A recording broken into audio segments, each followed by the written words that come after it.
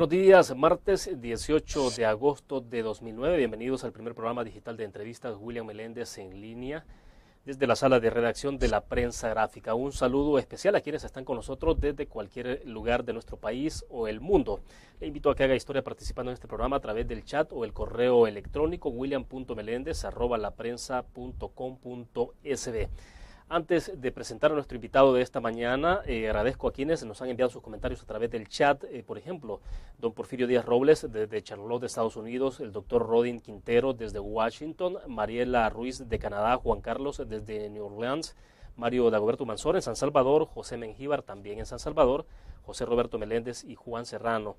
Entre tanto, también vamos a dar un saludo a Pencho y Aida, que siempre nos acompañan a través de la 102.9.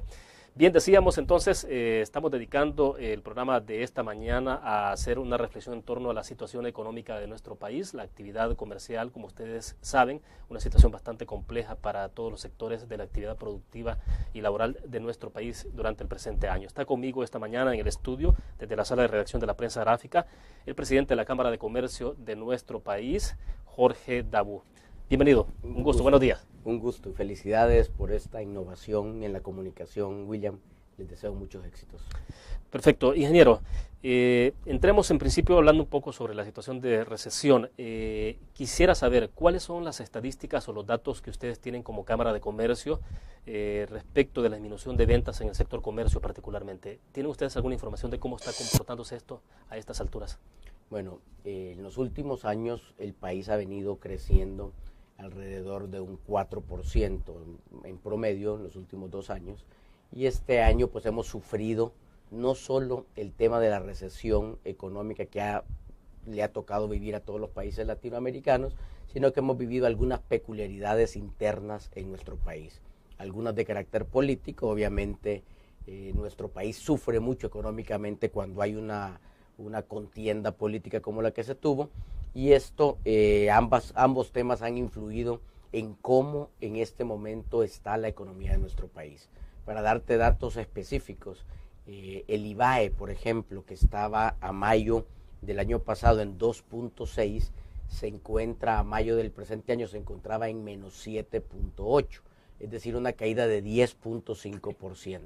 Cuando traducimos esta caída del IVAE a una realidad de lo que va a ser el crecimiento del país al final del año, nosotros creeríamos que andaremos alrededor de un 2 o un 2.5 negativo para el Producto Interno Bruto del país. ¿Qué quiere decir eso? Claro. Alrededor de más o menos unos 700 millones de dólares menos de flujo comercial, alrededor de unos 40 o 50 mil fuentes de empleo menos, y que ha venido también a ser afectado por el tema de las remesas y de la delincuencia y otros. Pero en términos generales estamos hablando de una caída de 2.5 más o menos, entre 2 y 2.5, que representa más o menos eso en el Producto Interno Bruto del país. Ahora, ¿cómo se traduce esto para el salvadoreño promedio, digamos, ya para el ciudadano? ¿Qué significa esto? Porque, bueno, los números a veces tienden un poco incluso a confundir, pero ¿qué significa eso ya para el ciudadano, para el empleado, para el trabajador? Bueno, aquí hay varias cuestiones. Cada vez que el Producto Interno Bruto del país se reduce, es decir, cada vez que el país produce menos, vende menos, hay menos oportunidades de empleo, no solo nuevas oportunidades de empleo, sino que las existentes se pueden perder. Y eso lo hemos estado viendo. Hasta hace un par de meses el mismo Ministerio de Trabajo anunciaba una pérdida de 35,000 empleos. Claro. Nuestros números van arriba de 40,000 empleos perdidos. Solo en la construcción hay arriba de 16,000 fuentes de empleo perdidas. Entonces, una recesión económica quiere decir, se pierde el empleo, se pierde por lo tanto esa capacidad de compra de la familia muchas veces, y si esto no puede irse evacuando a la brevedad posible, puede convertirse en un proceso más dramático que haga que más gente caiga bajo la línea de pobreza en nuestro país, que esa es la parte más triste y es la parte final de todo este problema. El presidente de la República, Mauricio Funes, ha dicho en este espacio el día de ayer que cerca de 80,000 empleos directos e indirectos se han perdido por la grave situación de la economía.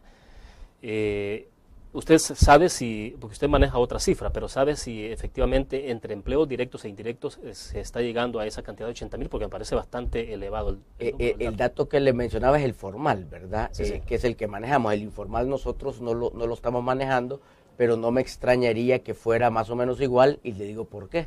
El último censo que se tuvo y en donde el PNUD también participó, hablaba de que la informalidad era alrededor del 50 y pico % del trabajo informal, sí, sí, en relación al formal. Entonces, si lo ponemos uno a uno, pérdida de formal con el informal, pues un número de 80,000 refleja más o menos lo que te mencionaba antes, de 40,000 fuentes de empleo perdidas en el sector formal, 45,000. Claro, perfecto.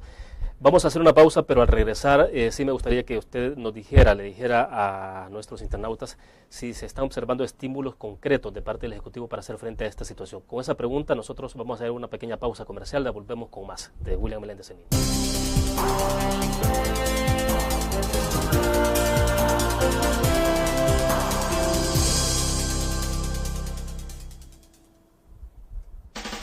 ¿Cuáles de las obras que Norman Quijano está realizando conoce usted?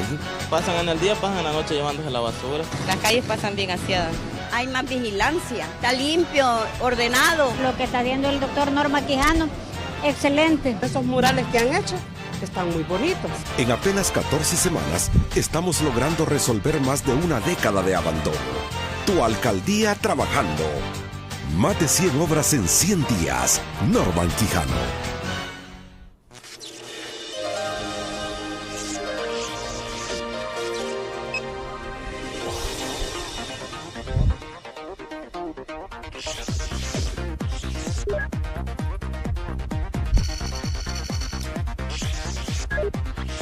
Estimulamos tus sentidos para que leas, veas, escuches e interactúes con la verdad.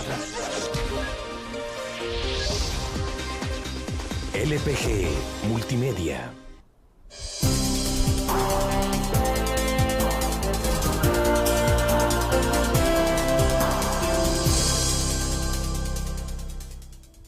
Continuamos desde la sala de redacción de la Prensa Gráfica, transmitiendo en vivo y en directo. Estamos conversando esta mañana con Jorge Dabú, presidente de la Cámara de Comercio. Le decía al cierre del segmento anterior, entonces, si observan ustedes algunos indicadores o hay señales concretas que lleven a pensar de que desde el Ejecutivo hay señales claras, digamos, de que se está estimulando la economía ante esta situación.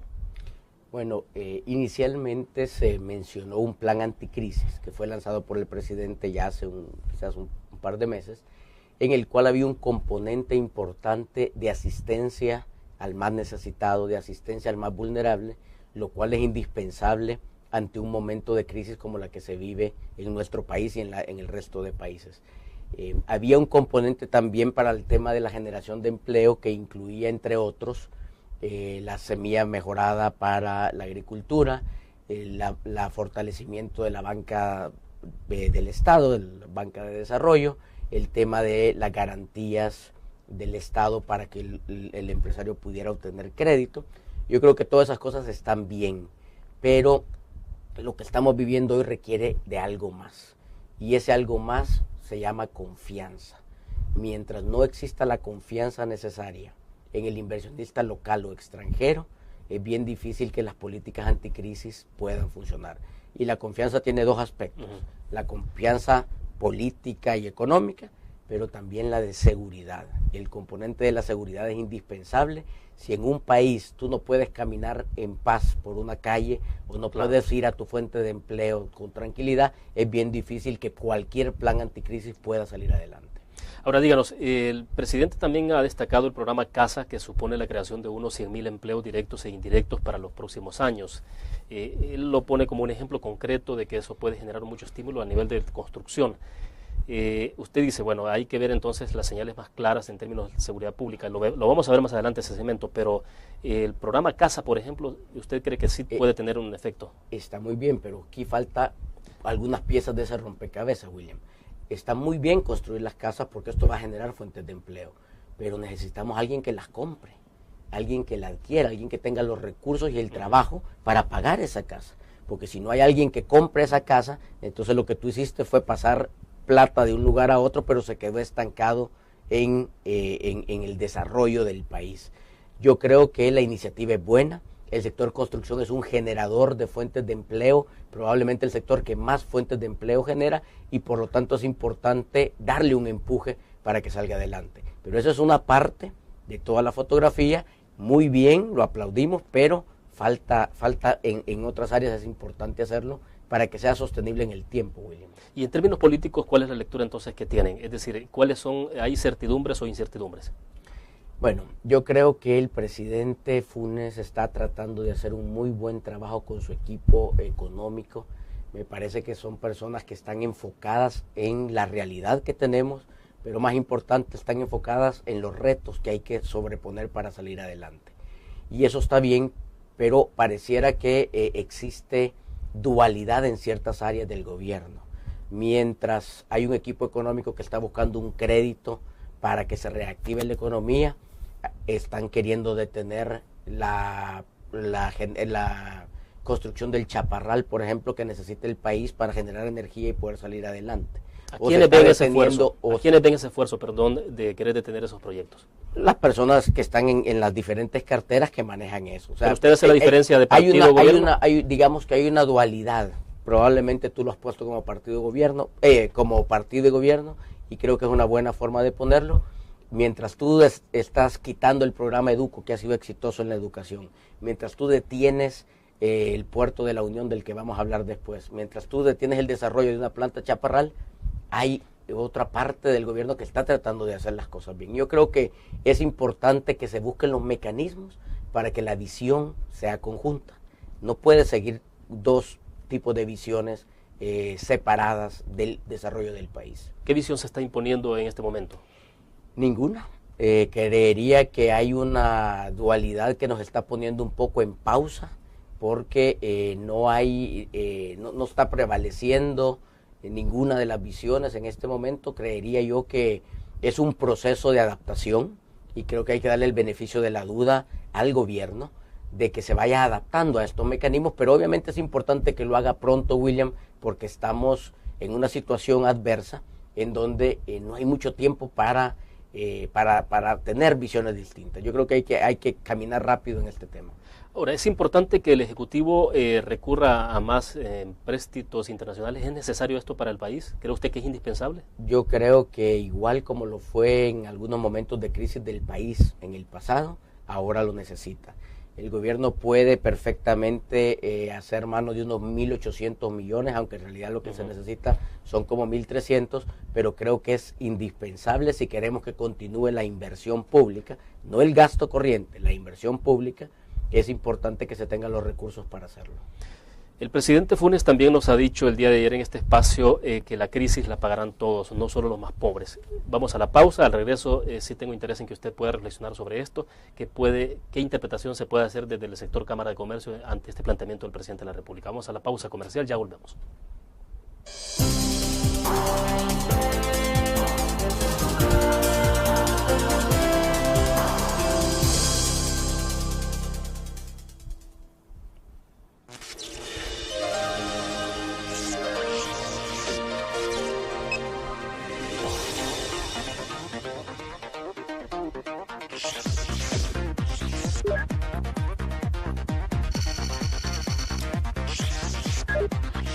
Estimulamos tus sentidos para que leas, veas, escuches e interactúes con la verdad.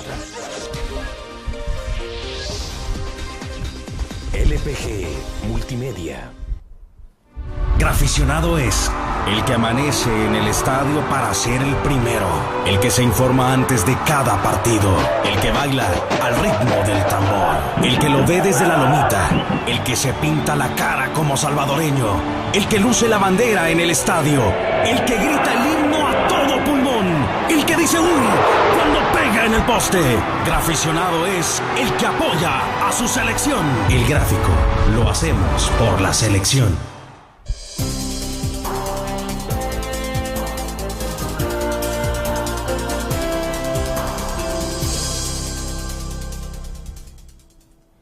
Es un gusto que siga con nosotros en este programa en vivo desde la sala de redacción de la prensa gráfica. William Meléndez en línea.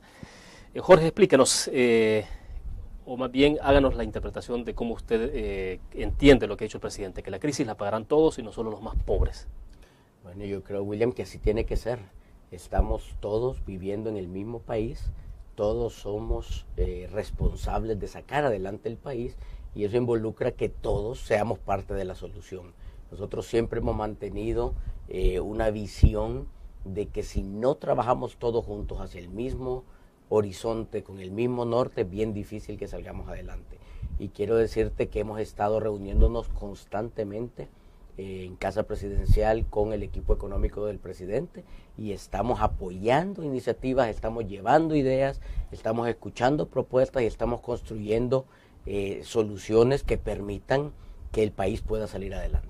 ¿Qué tipo de compromisos puede asumir el sector empresarial en el país ante esta crisis? ¿Qué es lo que se puede hacer, digamos, porque todos debemos de participar, todos los sectores sin duda alguna deben de participar en este esfuerzo por tratar de salvar la economía, pero entonces el sector empresarial, ¿cuál es el esfuerzo que está haciendo concreto para decirle a la población, para decirle al Ejecutivo, nosotros estamos haciendo nuestra parte y ustedes tienen que hacer la suya? Bueno, mira, hay varios temas. El primero que vale la pena mencionar es el de tratar de mantener las fuentes de empleo.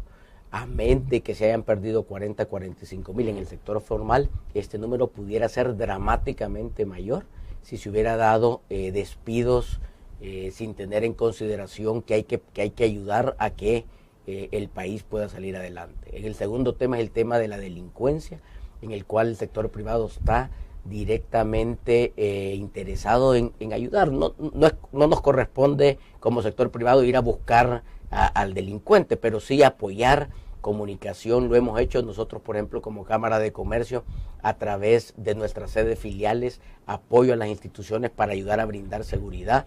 El tema de que la elusión, la evasión y el contrabando sean atacados, nosotros estamos dispuestos a caminar de la mano con el gobierno para que aquel que no paga los impuestos, aquel que está haciendo uso del contrabando, de la corrupción, que no se haga, y nosotros vamos a apoyar ese esfuerzo y lo vamos a hacer decididamente porque creemos que esa es una forma de obtener los recursos que se necesitan para atender obviamente a los sectores más vulnerables. Durante la administración del presidente Elías Antonio Saca, usted recordará que se diseñaron dos paquetes de reformas de carácter fiscal. La primera que se impulsó, la segunda que se quedó prácticamente en el tintero y que no fue posible. ¿Cree usted que se debería retomar, o esta nueva administración, la administración Funes, debería retomar la segunda generación de reformas fiscales? Yo creo que el tema del ataque a la elusión, evasión y contrabando son indispensables, y si son parte de esta segunda parte hay que hacerlo. Lo que dice la historia alrededor del mundo es que cuando tú tienes economías deprimidas y pones más impuestos, deprimes más la economía, y es obvio, o sea, es un incentivo a que las empresas dejen de invertir, a que las empresas dejen de producir, y al final es a través de los sectores privados que se generan las fuentes de empleo y el desarrollo del país. Entonces yo creería que ese espacio que aún existe, William, y que al presidente Saca cuando lo atacó, no digamos de una forma contundente, pero cuando se atacó, le generó 300 millones de dólares más el primer año de impuestos y 600 millones de dólares más el segundo año de impuestos, sin modificar más leyes que el que pague el que no lo está haciendo. O sea que yo creo que hay espacio de hacer un buen trabajo ahí, y esto va a ayudar mucho a las finanzas del Estado, que lo necesitan bastante. Pero bueno, la segunda generación de reformas no fue posible impulsarla. En el momento recuerdo que un poco la especulación que había era que había sectores importantes de la economía que se habían opuesto prácticamente o habían rechazado esa segunda generación. A estas alturas habrá un poco más de conciencia dentro de todos los sectores en nuestro país económicos de que hay que entrarle a esos niveles en donde, bueno, todo el mundo tiene que pagar, y que pague, el que tiene más tiene que pagar más, que es como un concepto que se ha desarrollado. Así es, el que paga más, el que tiene más paga más, así funciona, aunque a veces políticamente se quiera distorsionar esa idea, así es, el que gana más paga más. Lo que es importante, y te lo reitero, William, es que cualquier política fiscal que esté orientada a que el que no está pagando pague, es siempre bienvenida, hay que hacerlo y lo vamos a apoyar. Políticas fiscales que involucren impuestos que desincentiven la inversión o que desincentiven la generación de más fuentes de empleo, creo que merecen ser discutidas porque, como te lo reitero, la historia te dice que eso no te ayuda ni a generar más desarrollo ni a generar más fuentes de empleo. ¿Qué nivel de acompañamiento hay en este momento entre el sector empresarial, el sector económico de este país con el Ejecutivo? ¿Y qué tantas sinergias se están desarrollando entre ambos para poder sacar a flote la economía? Bueno, como te mencionaba al principio, nos reunimos casi que semanalmente, hay coincidencia en una serie de temas. De hecho, el día de ayer estuvimos en una reunión en donde se estuvo discutiendo el tema del drawback, por ejemplo, cómo va a ir evolucionando, que va a desaparecer, y el sector privado tiene la voluntad de que este tipo de cosas se hagan siempre y cuando se vayan haciendo de una manera estructurada, ordenada, para que no vayamos a quitarle una pata a la mesa y se nos vaya a caer la economía. Hay la mejor disposición de hacerlo y la mejor disposición de acompañar estos esfuerzos. Y no solo, William, en el tema del drawback, se está hablando en el tema del CES, del Consejo Económico Social, en donde como sector privado fuimos el primer sector en presentar una propuesta formal para conformarlo, para sentarnos con los distintos sectores económicos, sociales del país y poder construir país, porque creo que esa es la parte en la que debemos participar todos. Gerson Martínez, el ministro de Obras Públicas, ha dicho recientemente que la parálisis del puerto de La Unión es el mayor costo financiero del país y es el mayor costo de oportunidades que ha pagado el país hace rato. Sobre ese punto me quiero quedar para que vayamos a una pequeña pausa comercial y entonces reflexionamos al regreso. Pero hay unos comentarios que me gustaría leer de nuestros internautas. Álvaro Sagrera dice: hola William, dice, verificando desde mi casa, todo está súper bien, felicidades. Julia nos escribe: buenos días, dice, solo felicitar al grupo Dutriz por esta nueva sección de la prensa, sigan adelante y saludos. Vamos a la pausa, ya volvemos.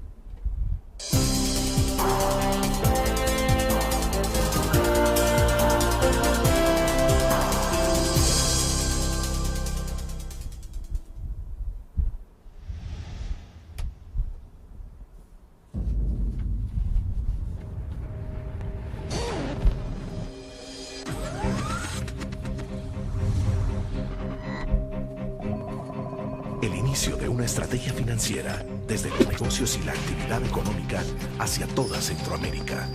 El Economista Regional, una revista especializada donde encuentras el panorama empresarial y los principales movimientos financieros. El Economista, el modelo regional de información económica. ¿Cuáles de las obras que Norman Quijano está realizando conoce usted? Pasan en el día, pasan en la noche llevándose la basura. Las calles pasan bien aseadas.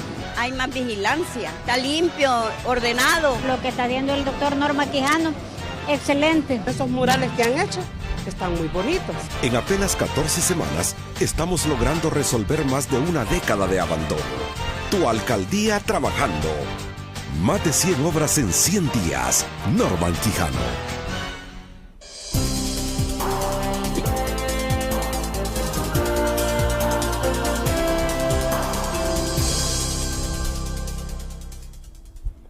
Seguimos conversando esta mañana desde la sala de redacción de la prensa gráfica con Jorge Dabú, presidente de la Cámara de Comercio. Jorge, le quisiera leer un par de comentarios de las personas que están en sintonía del programa y también de escuchar de usted la opinión respecto a lo que hablamos del puerto de La Unión. Dice Mario Carranza desde San Salvador: señor Dabú, ¿no cree que una forma de ayudar a la economía familiar es apoyar medidas como congelar temporalmente los embargos como un alivio?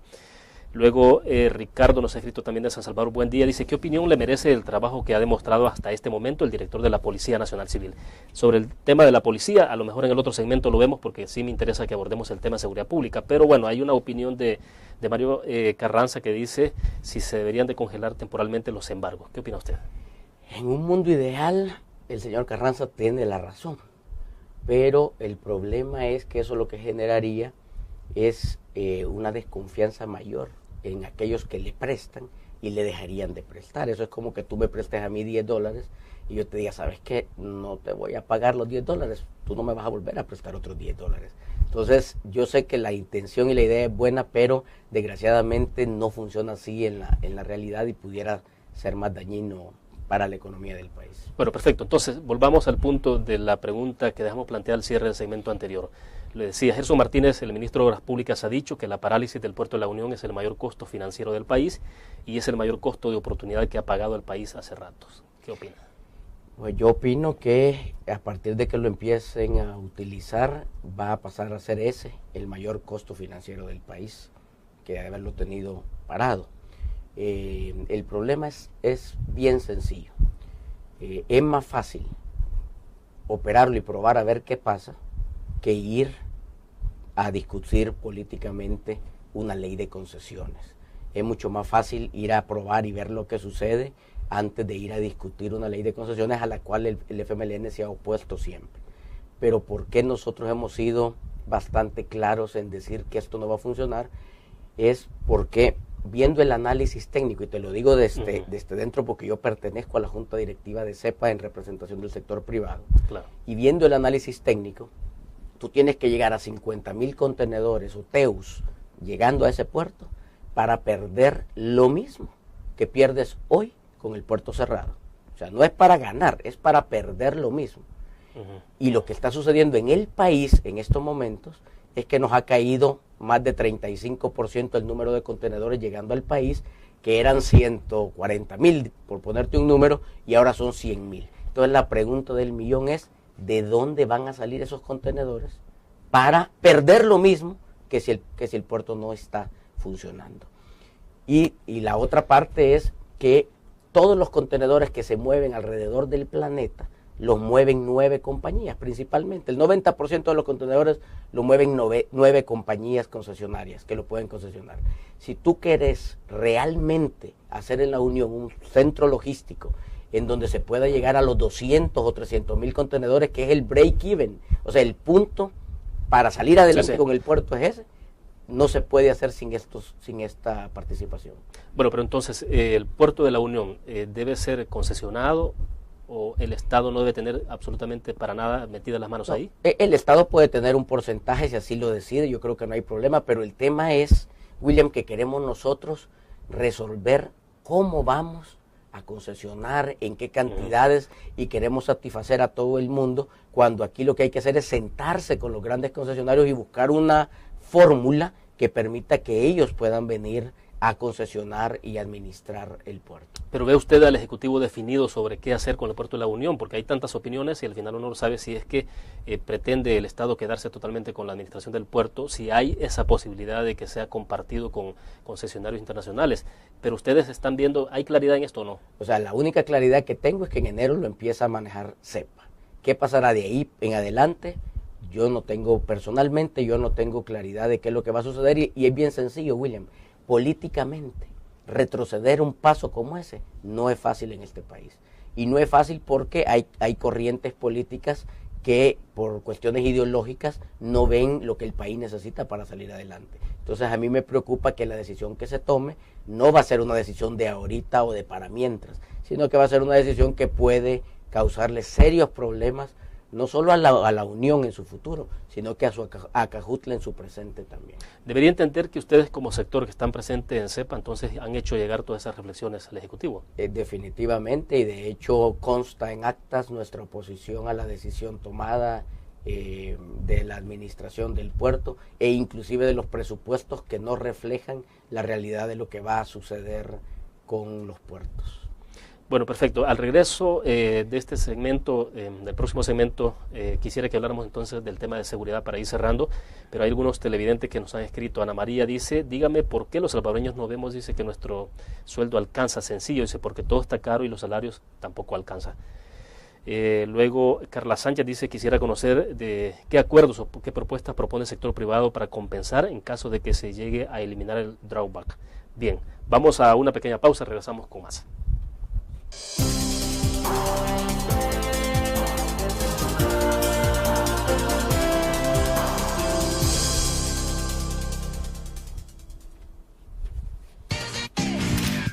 Blur, la revista más innovadora y moderna de todos los tiempos, única en su estilo, creativa, un espacio exclusivo y reservado de entretenimiento y diversión, llevada al máximo. Blur. Time Out, Movie, lo mejor de la cartelera. Art. Shopping, la guía de la moda. Club In. Con la diversión más exclusiva. Blur.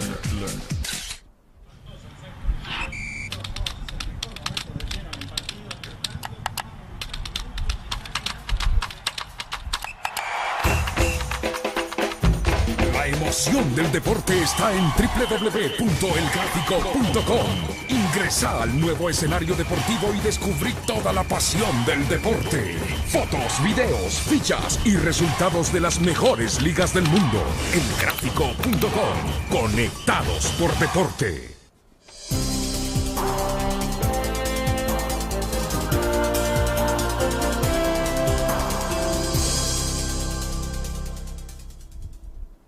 Vamos al cierre de la entrevista, pero antes, Jorge, explíquenos entonces, o más bien reflexione, porque hay televidentes que nos han preguntado. Dice, dígame por qué los salvadoreños no vemos que nuestro sueldo alcanza. Sencillo, porque todo está caro, dice una televidente, Ana María. Y Carla, que pregunta, quisiera conocer qué acuerdos o propuestas propone el sector privado para compensar en caso de que se llegue a eliminar el drawback.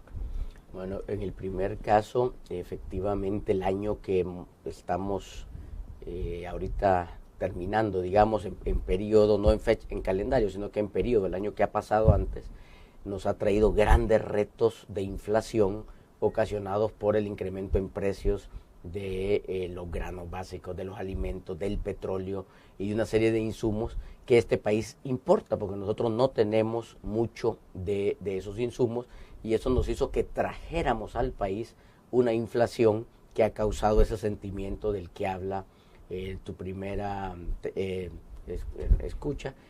Y lo importante aquí es que podamos generar el desarrollo económico que permita dos cosas. Primero, ahorita la inflación es cero, o sea, prácticamente no hay incremento en los costos de los productos, que eso también puede ser peligroso, porque cuando la inflación es cero o hay una deflación, se pierden más empleos. ¿Estamos en deflación o no? Según los números inclusive del Banco Central de Reserva, ya entramos a deflación. O sea, que estamos ya en este mes experimentando una deflación, lo que quiere decir que los precios bajan, y esto puede traer como consecuencia más desempleo. Pero es importante, William, que se tenga también la generación de empleo, porque un hogar con un empleo no sale adelante. Necesita el empleo de la pareja, por lo menos, claro, para poder salir adelante. Y en el tema del drawback, lo que se está hablando es de tener una política estructurada de exportaciones. Es decir, si ahorita el drawback, porque la OMC no lo permite o porque el gobierno no lo puede pagar, se va a ir cambiando, que se vaya cambiando por otros mecanismos de ayuda, de asistencia, que le permitan siempre a los empresarios tener una oportunidad para salir adelante. Perfecto. Sobre las reflexiones finales en el tema de seguridad pública, Ricardo preguntaba qué opinión le merece el trabajo que ha mostrado hasta este momento el director de la Policía Nacional Civil. Bueno, mire, yo creo que le ha tocado un momento difícil en el tema delincuencial que estamos viviendo. El PNUD decía hace algunos días que el país está gastando el 11.5% del PIB, es decir, alrededor de 2.500 millones de dólares en combatir la delincuencia y en los costos que la delincuencia trae. Las extorsiones han llegado ya a ser el pan de cada día en una serie de empresas y casas, y le está lloviendo sobre mojado al director de la policía. Está el problema de homicidios y extorsiones a la parte más alta de la lista de problemas, y no estamos teniendo los resultados que la ciudadanía esperaría. No estoy diciendo que sean malos, lo que estoy diciendo es que no son suficientes para la epidemia que está viviendo el país. Esto es como la gripe H1 o el dengue, que cuando la gente está muriendo hay desesperación, y creo que hemos caído en eso como pueblo. El presidente Funes ha dicho nuevamente con nosotros acá en este espacio que es necesario más presencia policial, incluso del ejército, para poder hacer frente a esta situación. ¿Cree usted que por ahí es el camino? Para una parte delincuencial, sí, William, creo que ese es el camino, pero por ejemplo el tema de las extorsiones, no importa que tú tengas un policía afuera de un establecimiento, si por teléfono le están hablando al dueño del negocio y le están extorsionando. Y más si es desde las cárceles. Peor. Entonces yo creo que la extorsión es un tema, la delincuencia común o el homicidio probablemente sí va a estar mejor resuelto con este tipo de medidas. Dice otro televidente internauta que nos ha escrito, Francisco Álvarez, dice: la gasolina sigue subiendo, ¿y qué puede hacer la ANEP o en este caso la Cámara de Comercio? El gobierno votamos por una promesa y no la cumple el Ejecutivo.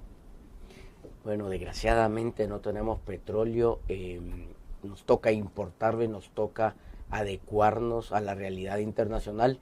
Lo que debe hacerse es que el mercado sea transparente. Y esto funciona, William, tan fácil como que tú llegues al mercado y hay 5 personas vendiendo frijoles, van a competir esas 5 personas para venderte el frijol y por lo tanto vas a tener el mejor precio posible. Tal vez no es el que te gusta, pero es el mejor precio posible. Y eso es lo que debe asegurarse el Estado, que la competencia sea abierta, sea transparente, para que los salvadoreños podamos tener el mejor precio posible de un insumo. Nos dice Edmundo Ramírez que le traslademos una inquietud, y si está la empresa privada regulando sus márgenes de ganancia o está trasladando al consumidor de final todos los costos incrementales que vienen. Sin temor a equivocarme, las empresas están achicando sus márgenes porque no hay opción. Si en estos momentos en los que la crisis económica hace que el consumo sea menor, hay 10% menos de remesas, o sea, $300 millones menos de remesas. Obviamente hay desempleo que causa también falta de consumo. Las empresas obligatoriamente están reduciendo sus márgenes, de lo contrario se irían pues a la quiebra. Para ir concluyendo, ¿cuál es la reflexión final en las circunstancias actuales que está viviendo nuestro país? Háblese de la situación de la economía. Ya hemos escuchado que Alemania, Japón y otras economías mundiales importantes están comenzando a recuperarse. Es una buena señal. Estados Unidos se dice que podría salir de esa situación a finales de este año. El Salvador, el presidente de la República, ha dicho quizás en el segundo semestre.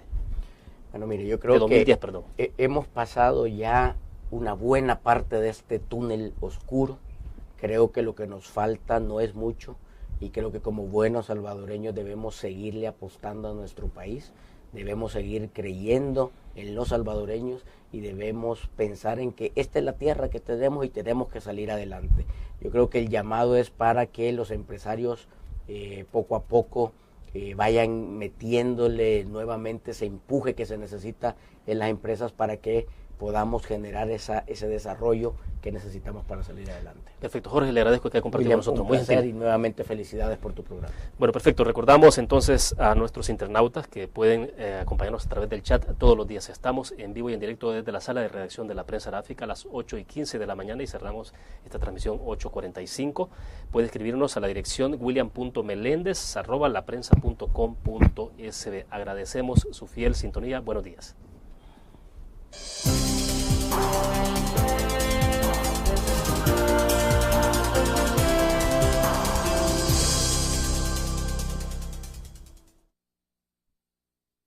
A una realidad de lo que va a ser el crecimiento del país al final del año, nosotros creeríamos que andaremos alrededor de un 2 o un 2.5 negativo para el Producto Interno Bruto del país. ¿Qué quiere decir eso? Claro. Alrededor de más o menos unos $700 millones menos de flujo comercial, alrededor de unos 40 o 50 mil fuentes de empleo menos, y que ha venido también a ser afectado por el tema de las remesas y de la delincuencia y otros. Pero en términos generales estamos hablando de una caída de 2.5 más o menos, entre 2 y 2.5, que representa más o menos eso en el Producto Interno Bruto del país. Ahora, ¿cómo se traduce esto para el salvadoreño promedio, digamos, ya para el ciudadano? ¿Qué significa esto? Porque, bueno, los números a veces tienden un poco incluso a confundir, pero ¿qué significa eso ya para el ciudadano, para el empleado, para el trabajador?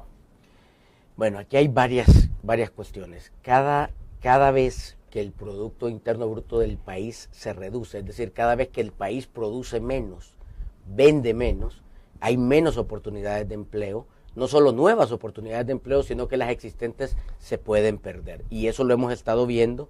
Hasta hace un par de meses el mismo Ministerio de Trabajo anunciaba una pérdida de 35,000 empleos. Claro. Nuestros números van arriba de 40,000 empleos perdidos. Solo en la construcción hay arriba de 16,000 fuentes de empleo perdidas.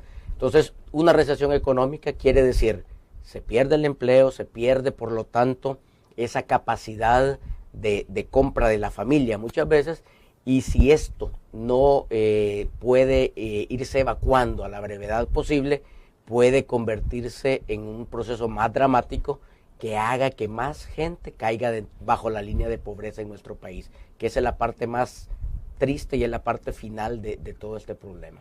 El presidente de la República, Mauricio Funes, ha dicho en este espacio el día de ayer que cerca de 80,000 empleos directos e indirectos se han perdido por la grave situación de la economía. Usted sabe si, porque usted maneja otra cifra, pero sabe si efectivamente entre empleos directos e indirectos se está llegando a esa cantidad de 80,000, porque me parece bastante elevado. El dato que le mencionaba es el formal, ¿verdad? Sí. Que es el que manejamos. El informal nosotros no lo estamos manejando, pero no me extrañaría que fuera más o menos igual, y le digo por qué. El último censo que se tuvo y en donde el PNUD también participó, hablaba de que la informalidad era alrededor del 50 y pico % del trabajo informal en relación al formal. Entonces, si lo ponemos 1 a 1, pérdida de formal con el informal, pues un número de 80,000 refleja más o menos.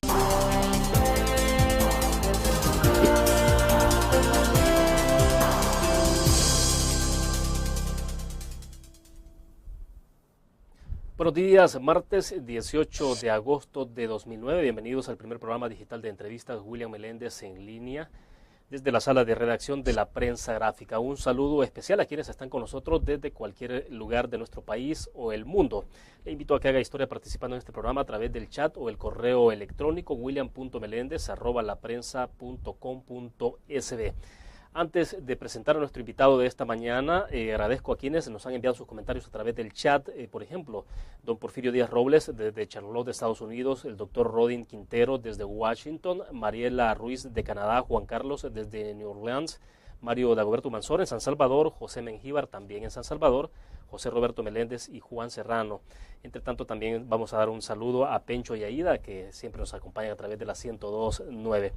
Bien, decíamos entonces, estamos dedicando el programa de esta mañana a hacer una reflexión en torno a la situación económica de nuestro país, la actividad comercial, como ustedes saben, una situación bastante compleja para todos los sectores de la actividad productiva y laboral de nuestro país durante el presente año. Está conmigo esta mañana en el estudio, desde la sala de redacción de la Prensa Gráfica, el presidente de la Cámara de Comercio de nuestro país, Jorge Dabú. Bienvenido, un gusto, buenos días. Un gusto y felicidades por esta innovación en la comunicación, William. Les deseo muchos éxitos. Perfecto. Ingeniero, entremos en principio hablando un poco sobre la situación de recesión. Quisiera saber cuáles son las estadísticas o los datos que ustedes tienen como Cámara de Comercio respecto de la disminución de ventas en el sector comercio particularmente. ¿Tienen ustedes alguna información de cómo está comportándose esto a estas alturas? Bueno, en los últimos años el país ha venido creciendo alrededor de un 4% en promedio en los últimos 2 años, y este año pues hemos sufrido no solo el tema de la recesión económica que le ha tocado vivir a todos los países latinoamericanos, sino que hemos vivido algunas peculiaridades internas en nuestro país, algunas de carácter político. Obviamente nuestro país sufre mucho económicamente cuando hay una contienda política como la que se tuvo, y esto, ambos temas han influido en cómo en este momento está la economía de nuestro país.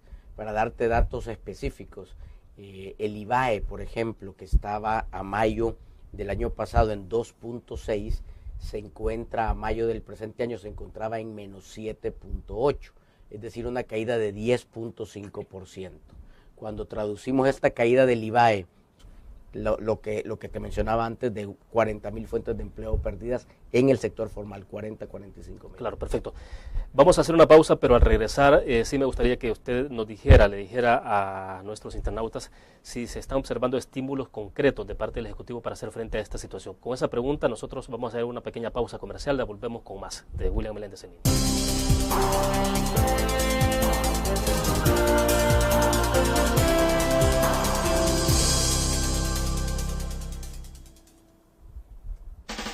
¿Cuáles de las obras que Norman Quijano está realizando conoce usted? Pasan en el día, pasan en la noche llevándose la basura. Las calles pasan bien aseadas. Hay más vigilancia, está limpio, ordenado. Lo que está haciendo el doctor Norman Quijano, excelente. Esos murales que han hecho están muy bonitos. En apenas 14 semanas estamos logrando resolver más de una década de abandono. Tu alcaldía trabajando. Más de 100 obras en 100 días. Norman Quijano.